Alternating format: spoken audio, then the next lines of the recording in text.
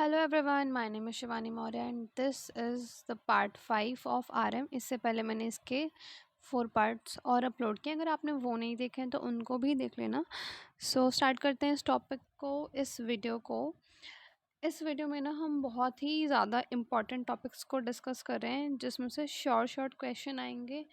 Direct 10 mark के, 5 mark के short notes at least 3-4 तो पक्का कंफर्म है फॉर श्योर। ठीक है, so let's start this video. सबसे पहले हम इसमें ना रिसर्च टूल्स के बारे में ही पढ़ने वाले हैं पूरे वीडियो में। कौन कौन से टाइप्स होते हैं, क्या होते हैं रिसर्च टूल्स, और what are the characteristics of good research tool. ये स्पेसिफिक क्वेश्चन ही 10 मार्क का आता है। सो वन बाय वन सारे टॉपिक सबको पढ़ते हैं। ठीक है, बहुत ईजी है। बस द थिंग इज़ कि एक कॉन्सेप्ट को दूसरे कॉन्सेप्ट में, एक टूल के यूजेस और लिमिटेशंस को दूसरे टूल के यूजेस और लिमिटेशंस में मिक्स बिल्कुल मत कर देना। I try to provide summary tables हर थोड़ी थोड़ी देर में, ताकि आपको चीज़ें याद रहती रहें और सही ऑर्डर में याद रहें। ठीक है, तो इफ़ पॉसिबल एटलीस्ट वो टेबल्स खुद से ड्रॉ कर लेना। आप टेबल्स ड्रॉ कर लोगे ना तो एक रोड मैप आपके माइंड में रहेगा, जिससे कि लिखते वक्त आसानी रहेगी आपको। ठीक है, so let's start. Research tool, basically एक रिसर्च टूल क्या होता है, as we can understand the word itself, एक ऐसा टूल जो हमें हमारी रिसर्च के टाइम पे हेल्प करे। ठीक है, throughout our research. So basically research tool is instrument और method that is use to collect data for a research study. तो एक रिसर्च को कंडक्ट करने के लिए, डेटा को कलेक्ट करने के लिए हम जो भी इंस्ट्रूमेंट या मेथड यूज़ करते हैं उसी को हम बोलते हैं research tool. It helps the researcher gather information that can be analysed to draw conclusion. यानी कि हम इससे इंफॉर्मेशन गैदर करेंगे जिसे हम एनालाइज करेंगे as a researcher, and then we will conclude some conclusions. Right, ये कंक्लूजन्स ही तो, इसके लिए तो हम इतना रिसर्च कर रहे हैं। ओके, सो इसके एग्जाम्पल्स देखते हैं। देर आर एग्जाम्पल्स में we have questionnaire, interviews, rating scale, attitude scales. इसके अलावा there is one more observation method. इनको भी हम वन बाय वन पढ़ेंगे। ये सभी बहुत रेलिवेंट है। इनका डायरेक्ट शॉर्ट नोट आता है, नहीं तो इनमें डिफरेंस आता है, या इनके एग्जैक्टली लिमिटेशंस पूछ लेते हैं। सो मैंने सारे पॉइंटर्स एकदम ईजी लैंग्वेज में लिखे हैं, सबको समझ लेना। ठीक है, बट उससे पहले ये भी समझो कि एक अच्छा रिसर्च टूल क्यों ज़रूरी है, why it is important, why it matters basically. So the quality of data depends on the quality of tool. आप जितना अच्छा टूल चूज़ करोगे, जितना एक्यूरेट और सही टूल चूज़ करोगे, उतना ही आपका डेटा जो है वो हाई क्वालिटी का होगा, अच्छा होगा, रेलेवेंट होगा। सो अ गुड टूल अगर हम यूज़ करते हैं, अच्छा रिसर्च टूल, तो उससे क्या होता है, हमारा डेटा वैलिड होता है, रिलायबल होता है और यूजेबल होता है। ठीक है, सो ये बेसिकली 3 मेन कैरेक्टरिस्टिक्स हैं किसी भी अच्छे रिसर्च टूल के। इनको भी हम तीनों को डिटेल में पढ़ेंगे, बट इससे पहले हम रिसर्च टूल्स को समझ लेते हैं ताकि ये 3 पॉइंटर्स हमारे लिए ईजी रहें। ठीक है, सबसे पहला we have questionnaire. Questionnaire we all know कि एक पेज रहेगा, या एक ऑनलाइन भी होते हैं अब तो, जिसमें कि किसी भी पर्टिकुलर टॉपिक को लेकर क्वेश्चंस रहते हैं इन अ पर्टिकुलर ऑर्डर। ठीक है, so it is written set of questions that is use to collect data from the respondent. ठीक है, सो एक ऐसा मेथड ऑफ रिसर्च टूल है जिसमें रिटन सेट ऑफ क्वेश्चंस होते हैं, जिसको हम यूज़ करते हैं डेटा कलेक्शन के लिए। इसके यूजेस क्या होते हैं, कहाँ कहाँ पर इसको यूज़ करते हैं, किस पर्टिकुलर प्रैक्टिस के लिए यूज़ कर सकते हैं। So it helps to collect data on knowledge, behaviour, practices and opinions. ठीक है, लार्ज सर्वे में इसका यूज़ करते हैं, जैसे कि NFHS या फिर डाइटरी हैबिट्स को स्टडी करना है, तो we just make question and give it to the sample, and हम कलेक्ट करते हैं जो भी रिस्पोंडेंट होते हैं वहाँ से, उनके पास से डेटा। ये बहुत क्विक है, इनएक्सपेंसिव है, और टाइम भी थोड़ा कम लगता है इसमें as compare to other methods like interviews और ऑब्जर्वेशन। ठीक है, अब इसके लिमिटेशंस देखते हैं, क्योंकि ऑब्वियसली ऐसा नहीं कि हर चीज़ में सिर्फ अच्छाई होगी, कुछ बुराइयां भी होंगी। सो लिमिटेशंस क्या है, it may lead to misinterpretation. अगर क्वेश्चन अनक्लियर हैं तो जो रिस्पोंडेंट है वो सही से आंसर, उनको अगर क्वेश्चन ही समझ नहीं आया तो आंसर ही सही से नहीं करेंगे। ठीक है, तो इसकी वजह से मिस इंटरप्रिटेशन हो सकता है। लो रिस्पॉन्स रेट हो सकता है, क्योंकि कभी कभार क्या होता है, हम क्वेश्चन डिस्ट्रीब्यूट कर देते हैं लेकिन जो रिस्पोंडेंट है वो उसे रिस्पॉन्ड ही नहीं करते। Not suitable for illiterate people. अगर हमें किसी इलिटरेट पीपल का डेटा कलेक्ट करना है तो ये बिल्कुल ही गलत मेथड है, बिकॉज वो उन्हें क्वेश्चन में भी शायद समझ ही ना आए, वो पढ़े लिखे नहीं हैं, तो वो आंसर कैसे करेंगे, ठीक है। फर्दर इसके भी 4 टाइप्स होते हैं, open ended, close ended, structured, unstructured. देखो ओपन एंडेड में क्या होता है, आपने क्वेश्चन दिया, रिस्पोंडेंट कुछ भी लिख सकता है, ठीक है, कि आपका फेवरेट मौसम क्या है, वो कुछ भी लिख देगा कि मेरा फेवरेट मौसम बारिश का मौसम है, उसमें मुझे पकोड़े खाना पसंद है, ब्ला ब्ला, ही और शी कैन राइट एनीथिंग, ठीक है। फिर दूसरे आते हैं क्लोज एंडेड। क्लोज एंडेड में क्या होता है, एमसीक्यू, वही सेम क्वेश्चन है, आपका फेवरेट मौसम क्या है, फिर मैंने उसे 4 ऑप्शन दे दिए, समर, विंटर, स्प्रिंग, ऑटम, जिसमें से उसे बस चूज़ करना है, फिनिश। उसको बहुत ज़्यादा डिटेल नहीं लिखना है जैसा उसने ओपन एंडेड में लिखा।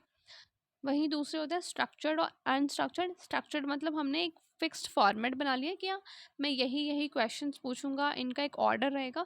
लेकिन अनस्ट्रक्चर्ड में ये फ्लेक्सिबल रहता है, फिक्स्ड फॉर्मेट नहीं रहता, most of the time situation के अकॉर्डिंग चेंज होता रहता है, दैट इज़ वाई फ्लेक्सिबल है, ठीक है। Number 2, rating scales. Rating scales में रेटिंग करते हैं, respondents are asked to rate from 1 to 5 और 10, जो भी हम जिस हिसाब से रेटिंग स्केल बनाते हैं। इसके भी 3 टाइप होते हैं, न्यूमेरिकल, ग्राफिक और डिस्क्रिप्टिव।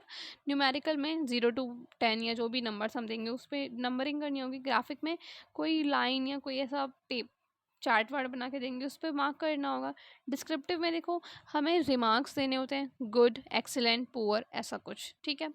यूजेस क्या हैं इसके, it measures the intensity of feeling और बिहेवियर। ये इंटेंसिटी को मेजर करता है कि कितना ज़्यादा, 0, 1, 2, 3, यानी कि कितना ज़्यादा बेसिकली। एंड वो किस चीज़ की इंटेंसिटी को मेजर कर रहे हैं, परफॉर्मेंस को, बिहेवियर को और फीलिंग्स को, ठीक है। कॉमन इन परफॉर्मेंस इवेलुएशन और डाइटरी कंप्लायंस।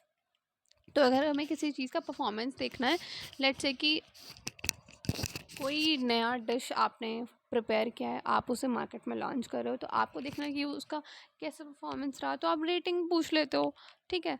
सो ये एक बहुत इजी एग्जांपल है इसका। लिमिटेशंस की बात करते हैं, इट कुड बी सब्जेक्टिव। अब देखो सब्जेक्टिव और ऑब्जेक्टिव क्या होता है, ये मैंने एकदम फर्स्ट वीडियो में एक्सप्लेन किया, प्लीज़ उसको देख लेना तो आपको समझ आ जाएगा। सब्जेक्टिव मतलब बेसिकली पास्ट एक्सपीरियंसेस के बेसिस पे बायसेस हो सकते हैं इसमें, ठीक है। रिस्पोंडेंट में अवॉइड एक्सट्रीम रेटिंग्स। कभी कभार क्या होता है ना कि रिस्पोंडेंट वेरी लो या फिर वेरी गुड वाले, वेरी हाई वाले ऑप्शंस चूज नहीं करते because of a phenomena which is known as central tendency bias. Most of the people की हैबिट होती है कि जो सेंटर में है, जो मिड में है, उसको ही चूज कर लेते हैं। इसे हम सेंट्रल टेंडेंसी बायस बोलते हैं, ठीक है। Number 3 we have attitude scale. ये रेटिंग स्केल से थोड़ा सिमिलर होता है, बट इसका जो एम है ना वो अलग है। It is a tool to measure peoples attitude और बिलीव टूवर्ड्स अ टॉपिक, ठीक है। जैसा कि इसका नाम है एटीट्यूड स्केल, तो ये एटीट्यूड को ही मेजर करता है, एटीट्यूड या बिहेवियर को, लोगों का क्या एटीट्यूड या बिहेवियर है किसी पर्टिकुलर टॉपिक के लिए, ठीक है। इसके टाइप्स क्या होते हैं, Likert scale, Thurstone scale, symmetric differential. Likert scale के बारे में तो आपने भी आई होप पढ़ाई होगा, ये वाला सबसे ज़्यादा रेलिवेंट है, बाकी दो इतने नहीं है। लिकर्ट स्केल में क्या होता है ना कि कोई भी स्टेटमेंट दिया होता है, देन उसमें ऑप्शंस दिए होते हैं, स्ट्रांगली एग्री, थोड़ा सा agree, neutral, disagree, strongly disagree, ऐसा वाला, ठीक है। It was very prominent one, Likert नाम के पर्सन ने इसको दिया था, that is why it is known as Likert scale. Then we have symmetric differential.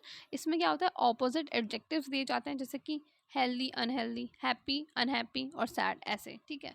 तो दो डिफरेंट पोल्स पर बिहेवियर को या एटीट्यूड, बिलीव को हम स्टडी करने की कोशिश कर रहे हैं। It measures the attitude towards food habits and health practices, okay.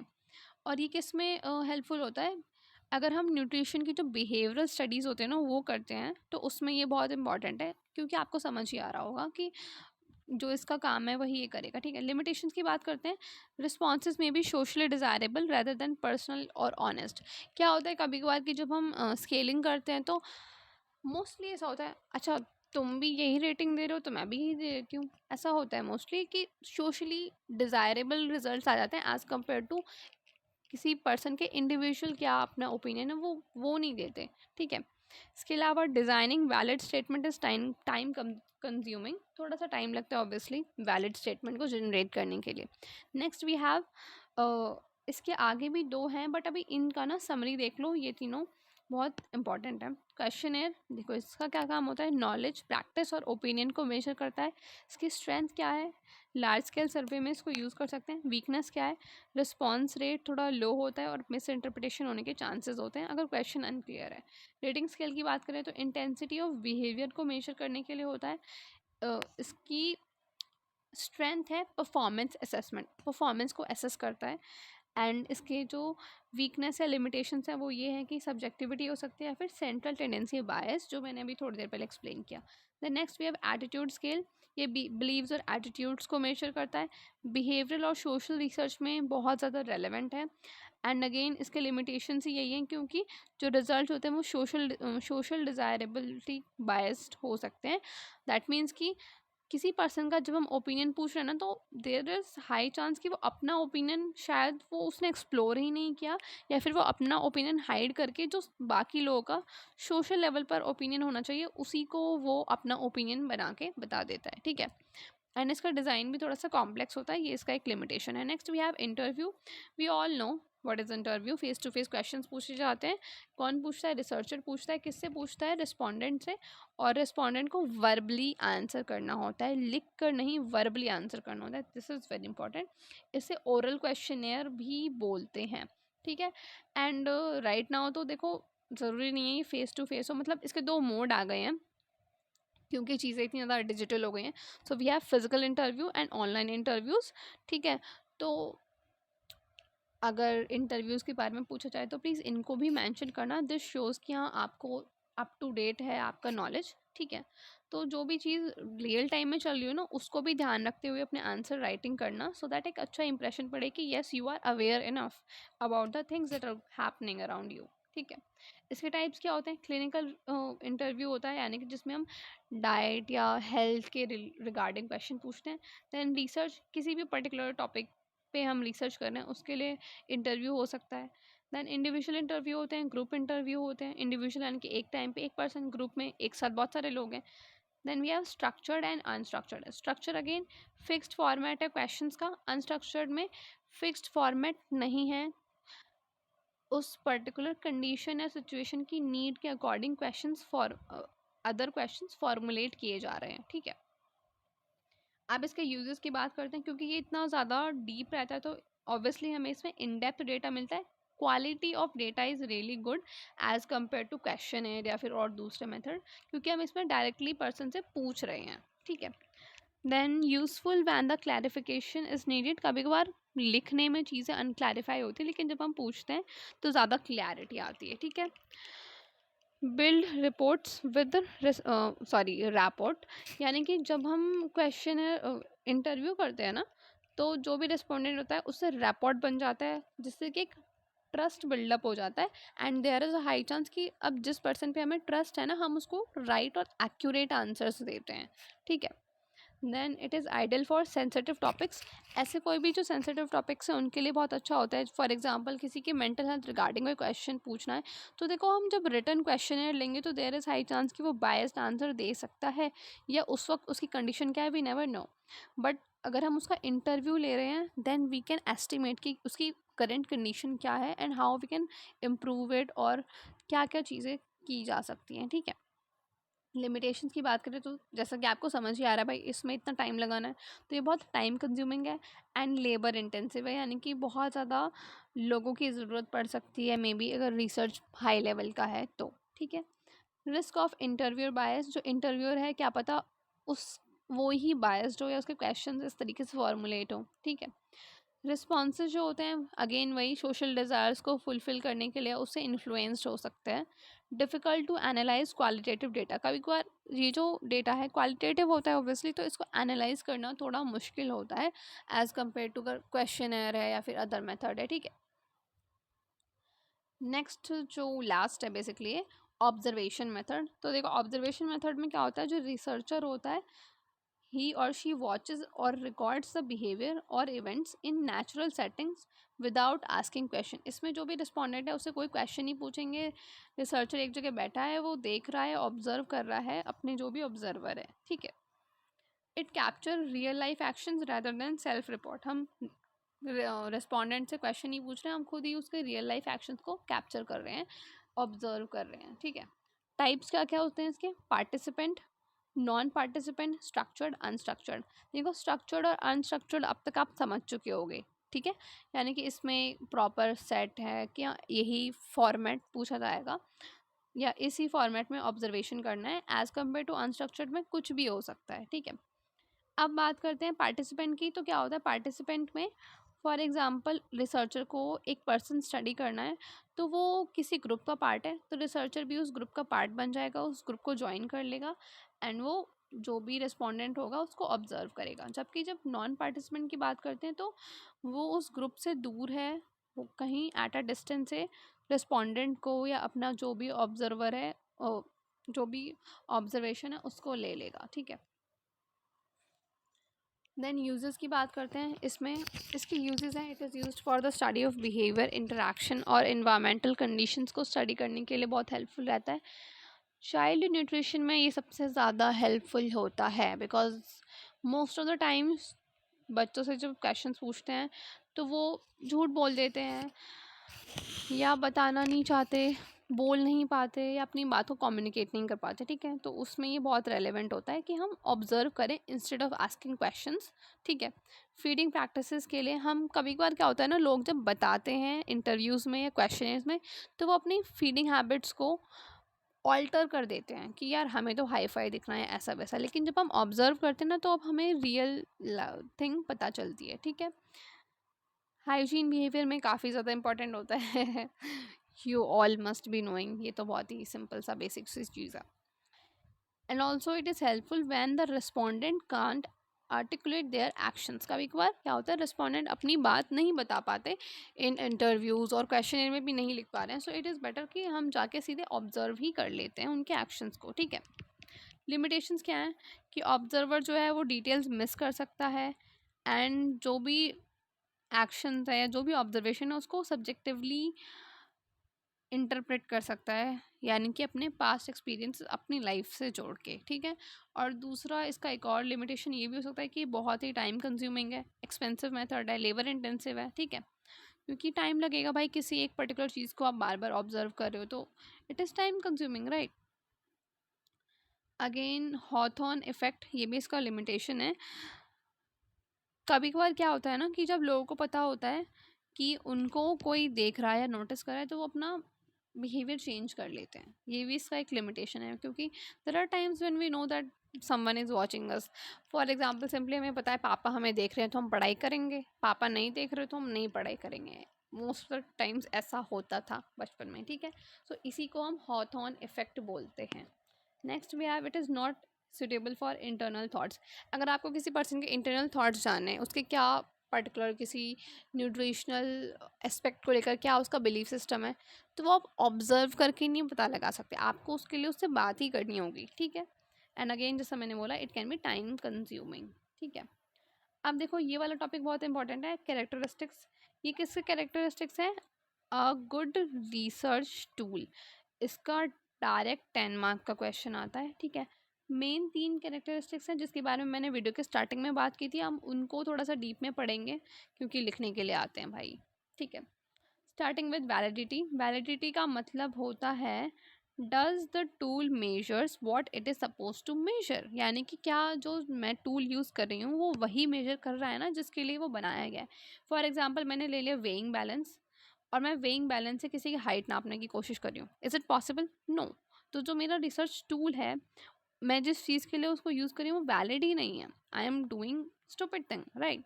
सो इसके यूजेस क्या मतलब, अगर कोई पर्टिकुलर टूल वैलिड है, a good valid tool gives relevant and accurate data, avoid systematics error.